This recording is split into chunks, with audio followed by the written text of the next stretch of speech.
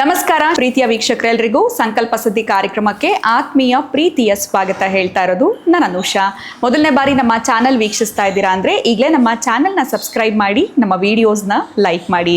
ಇನ್ನು ಕಾರ್ಯಕ್ರಮದಲ್ಲಿ ನಮ್ಮ ಜೊತೆಲಿದ್ದಾರೆ ಸ್ಪಿರಿಚುವಲ್ ಗುರು ಡಾಕ್ಟರ್ ವಿಷ್ಣುದತ್ತ ಗುರುಜಿಯವರು. ಬನ್ನಿ ಗುರುಗಳನ್ನ ಕಾರ್ಯಕ್ರಮಕ್ಕೆ ಬರಮಾಡ್ಕೊಳ್ಳೋಣ.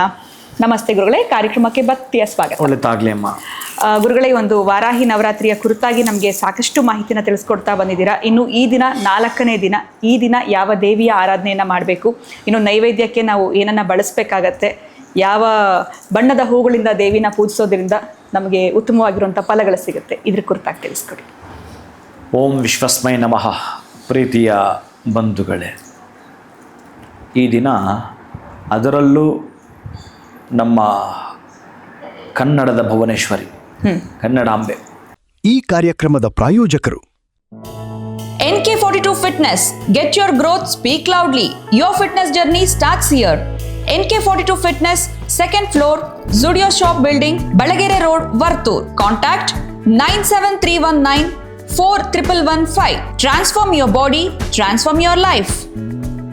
ನಮ್ಮ ಆರೋಗ್ಯವೇ ನಮ್ಮ ಸಂಪತ್ತು, ಅದನ್ನು ಕಾಪಾಡುವುದು ನಮ್ಮ ಹೊಣೆಗಾರಿಕೆ.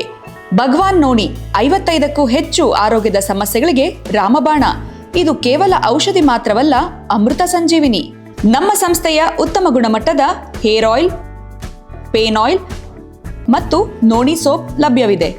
ನೀವು ಕೂಡ Bhagwan noni hair oil, pain oil ಮತ್ತು ಸೋಪುಗಳನ್ನು ಕೊಂಡುಕೊಳ್ಳಲು ಈಗಲೇ ಸಂಪರ್ಕಿಸಿ 9590799995 8217847031. ಭುವನೇಶ್ವರಿಯ ಆರಾಧನೆ ಈ ದಿನ. ವಾರಾಹಿ ದೇವಿಯ ಮತ್ತೊಂದು ರೂಪ ಈ ಭುವನೇಶ್ವರಿ.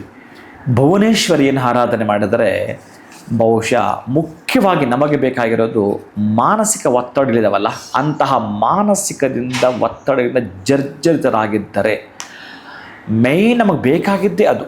ಯಾವುದನ್ನೇ ನೀವು ಸಾಧಿಸಬೇಕಾದರೂ ಕೂಡ ಮನೆಯಲ್ಲಾಗಲಿ ಕಚೇರಿಯಲ್ಲಾಗಲಿ ನೆಮ್ಮದಿ ಇಲ್ಲ ಅಂತಂದರೆ ನೀವೇನು ಕೆಲಸ ಮಾಡೋದು ಪ್ರಯೋಜನಕ್ಕೆ ಬಾರದು. ನೆಮ್ಮದಿಗೆ ಭಂಗ ಬರಬಾರ್ದು ಅಂತಂದರೆ ಭುವನೇಶ್ವರಿಯ ಆರಾಧನೆ ಅವಿಚ್ಛಿನ್ನಪ್ರದವಾಗಿ ನೀವು ಮಾಡಲೇಬೇಕಾಗತ್ತೆ. ಪ್ರೀತಿ ಬಂಧುಗಳೇ, ಮಾನಸಿಕ ಒತ್ತಡಗಳು ಬಹಳಷ್ಟು. ಎಲ್ಲೋ ಒಂದು ಕಡೆ ನಿಮಗೆ ಯಾರದೋ ಒಬ್ಬರದು ದೂರವಾಣಿ ಕರೆ ಬಂತು ಅಂದರೆ ಬೇಜಾರಾಗ್ಬಿಡುತ್ತೆ. ಯಾಕಾದರೂ ಮಾಡ್ತಾನೆ ಯಾಕಾದರೂ ಇಷ್ಟೆಲ್ಲ ನೋವಿರುತ್ತಲ್ಲ, ಅಂತಹ ನೋವು ನಿವಾರಕ.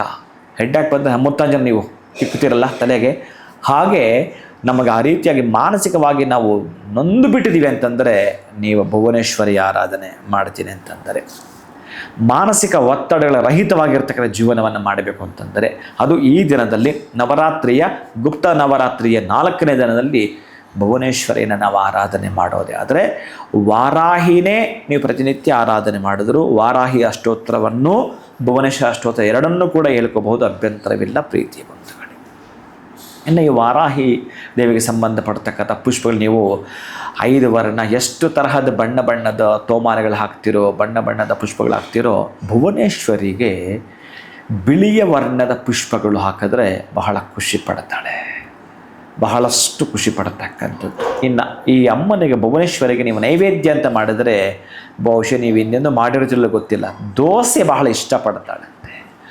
ಆ ಬೆಣ್ಣೆ ದೋಸೆ ಮೇಲೆ ಹಾಕಿ ಆ ಬಿಳಿಯ ವರ್ಣದ ದೋಸೆಯನ್ನು ಅಮ್ಮನಿಗೆ ಹೇಗೆ ನೀವು ಬಿಳಿಯ ವರ್ಣದ ಪುಷ್ಪಗಳಿಂದ ಅರ್ಚನೆ ಮಾಡಿದ್ರು, ದೋಸೆಯನ್ನು ಅದು ಕೂಡ ಬೆಳ್ಳಿಯ ತಟ್ಟೆಯಲ್ಲಿ 2 ದೋಸೆ ಹಾಕಿ ಅದರ ಮೇಲೆ ಬೆಣ್ಣೆ ಪ್ಲಸ್ ತುಪ್ಪ ಎರಡೂ ಹಾಕಿ ಬೆಲ್ಲವನ್ನು ಸ್ವಲ್ಪ ಹಾಕಿ ನೈವೇದ್ಯ ಮಾಡ್ತೀನಿ ಅಂತಂದರೆ ಅಮ್ಮ ಈ ತುಂಬ ಹಸಿವಾದಾಗ ನಾವು ಊಟ ಮಾಡ್ತೀವಲ್ಲ, ಹಾಗೆ ಅಷ್ಟು ಖುಷಿಯಿಂದ ಸಂತೋಷವಾಗಿ ಸ್ವೀಕಾರ ಮಾಡ್ತಾಳಂತೆ. ಅರೆ, ನನಗೆ ಇಷ್ಟು ಮಾತ್ರ ನೈವೇದ್ಯ ಈಗ ಮಾಡಿದಾಳೆ, ಇನ್ನು ಇವಳಿಗೆ ಏನು ಕೇಳ್ತಾಳೋ ಅಳೋ ನೀವು ಇರಲ್ಲ, ಅಷ್ಟೊಳಗೆ ಕೊಟ್ಟಿರ್ತಾಳಂತೆ ನಿಮಗೆ.